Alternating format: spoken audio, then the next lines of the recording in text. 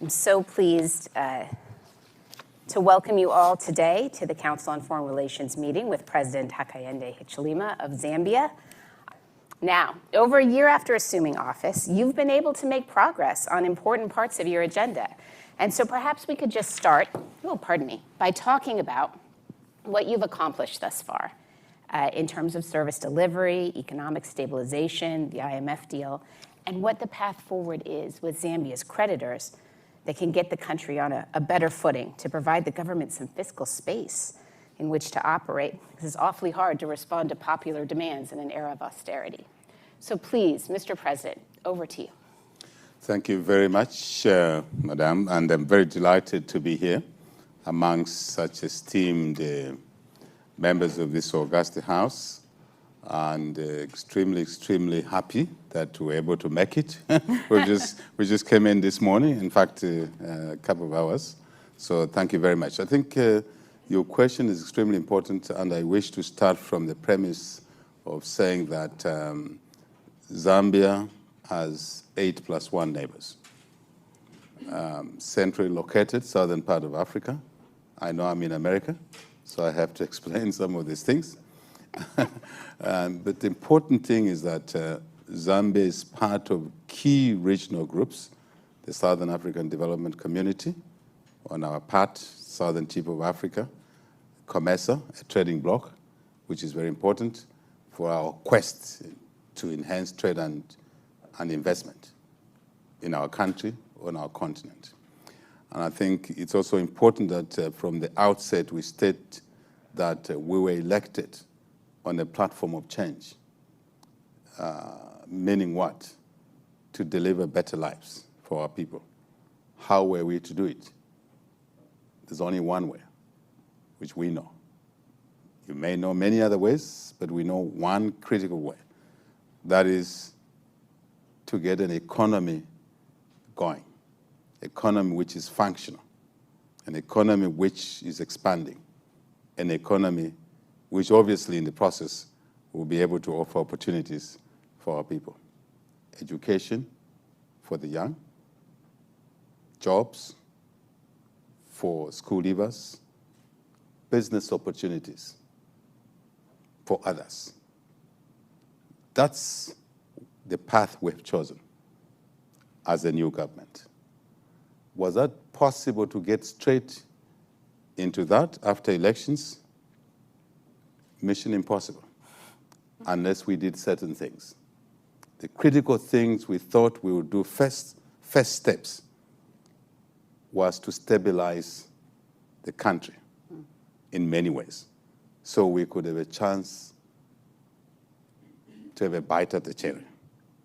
So our key thrust post-elections, very difficult elections, as you have rightly said, moderator, to buttress the situation then, it was extremely difficult even to have democratic space to campaign, even though it was a campaign period towards an election. Extremely difficult.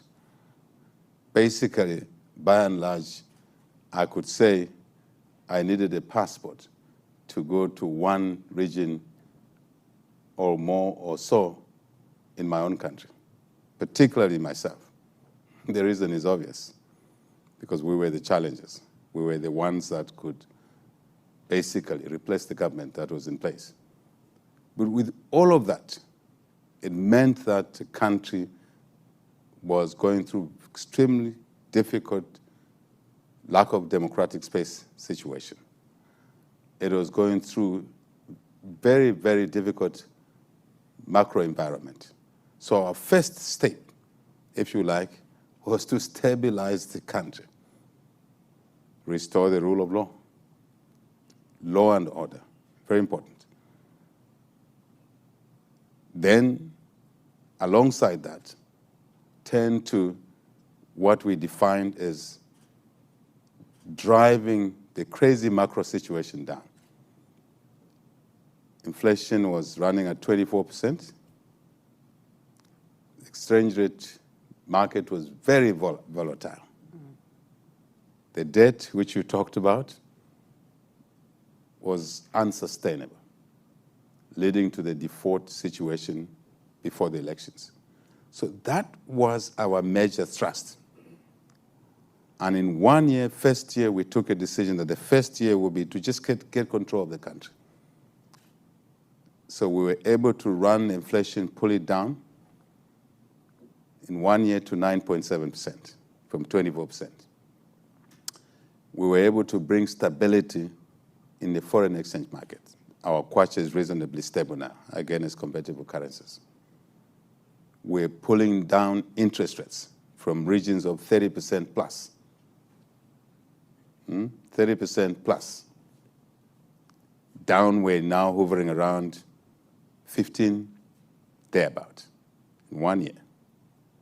Then we had to rein in the debt position. First, domestic debt, just to clamp down on public expenditure extravagance, which was excessive. And we're working very hard to bring that under control. Quite popular to colleagues that were doing business, tenderpreneurs. Amongst those tenderpreneurs, some were supplying air, meaning supplying nothing, and build huge quantities of money. So we decided to audit suspicious domestic debt and only pay those that we thought were clean, straight. That doesn't mean we aren't business. Absolutely not. I come from business myself, but I knew that there was something wrong. We knew there was something wrong. How could we acquire so much debt, especially in the last 5 years, in the quantums that everybody now knows, most those who care about Africa and Zambia? Debt went up. From my basic training, if you acquire so much liability, there must be a compensating asset somewhere to balance your balance sheet. There was none. The economy went down to minus 2.8% as we were coming into office, but the debt was going up. Certainly, you don't have to be trained in that area to tell you that there's something wrong here. So we knew there was something wrong here. So rein in on domestic debt, creditors, isolate those that basically didn't supply anything, but got to build the government largely because of corruption, collusion in the process. Very, very difficult situation. Corruption in the absence of collusion from government, Minister of Finance, Minister of Justice, to basically legalize transactions that didn't deliver goods and services can be difficult. So we had to rein in there. So the anti-corruption crusade for us is very important, a key component of reining in on domestic debt. So we're moving on there. And then ensuring that going forward, we do not acquire new domestic debt. We do not continue with extravagance, as it were, bleeding the treasury. Envelope was very small, completely shrunk when we took office. Then external debt, which you talked about. Reining in on that, and quickly when we came in to bring back credibility, we had to enter into what we called a debt sustainability initiative with our partners. And we managed to do that within a few months in office. Of course, we knew these are the steps we had planned long ahead. And I wish to share that it's very important for those seeking public office that when you are in opposition, you must know exactly what you do when you get into office and get on with the job immediately you're elected into office. Otherwise, it becomes very difficult. So we achieved that, stabilized that situation at least, and then moved on to negotiate with the IMF. And in 6-7 months, we managed to conclude a transaction, a deal, which our predecessors couldn't do for 10 years. I think that's important for us. Now we're moved on to having agreed the principle on the debt restructuring. Very embarrassing situation. We're not pleased about that. We're now moving to the content stage of restructuring the debt. Very, very important. And I won't go into details what that means, but really to make it manageable, affordable, and to release revenues that, as you may know, most of that borrowing went for consumption expenditure, not revenue generation, not growth, not job creating. So basically, your question is a bit loaded. That's what we had to do. Yeah. Now, with the macro stability, which I've explained, our duty now, we've been in office 15 months. Our duty now is to turn on the growth side, to focus on what Zambians elected us in office to do, to grow the economy, investment, huge opportunities, we always say about Africa, about Zambia. But our agenda is to realize those opportunities. We're tired, sick and tired of talking about opportunities. And to that extent, one of our critical areas is to clean up the operating environment, to work on pushing down the cost of doing business.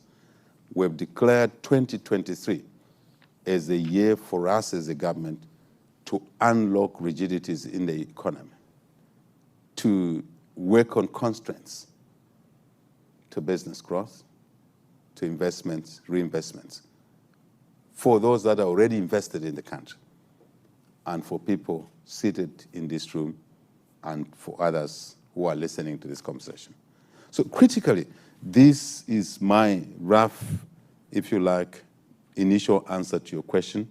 And so we believe that lots of opportunities that needs to be exploited, and we believe we're clear what needs to be done, but we can never be so sure and so self-confident. And that's why we come out to engage with others, to share the stories of what Asia did. We all know what Asia was able to do in the last 20, 25 years. We are students of that progress, how our colleagues managed to move rapidly. We're learning, we like to learn more, we like to interact with a lot of people. I have a couple of issues that I want to share with you, if time allows, and if the direction of your questioning allows us to do that. Thank you. Of course, thank you so much, Mr. President. Here is our summary of the last 100 days in 100 seconds. Ready? Start the clock. We've made education free up to grade 12. Approved funding for employing 30,000 new teachers. Funded the building of 120 new schools. Increased the community development fund from 1.6 million to 25.7 million. Removed income tax in the first 4,500 kwacha that you earn. Increased the health budget over 4 billion kwacha, employing over 11,200 new health workers. Sanitary pads to Zambian girls and women who cannot afford them will be free. Remove the borehole tax for personal use. Appointed a diverse cabinet covering all the 10 provinces. The university budget has been increased by over 1 billion kwacha. Allocated 2.1 billion kwacha to pay our pensioners. We have freed the media. Brought in over 1 million safe COVID vaccines, tests, and PPE. Introduced a new transparency and accountability in our financial dealings, reporting fully on the national debt. Cut back on unnecessary spending like new cars for government officials and big delegations for the foreign trips. Created the Ministry of Small and Medium Enterprises. Created the Ministry of Green Economy and Environment. Restored Zambia's good name, representing our country at the UN and in the UK. Restored the right to protest and organize politically without interference from the police. Removed political interference in our judiciary. Removed the cadres from the markets and clamped down the cadre violence. Restored the rule of law and removed the police roadblocks. Put in place social cash transfer of 3.1 billion kwacha to support over 1 million vulnerable households. Oh, apparently my 100 seconds is up. Your time is just beginning as my fellow Zambians. Fellow Zambians, in 100 days, we have done a lot. All of us in government are aware that there's so much to do to demonstrate the real change you elected us to deliver. The president has directed all of us to redouble our efforts in the next 100 days so that we start to see the practical change.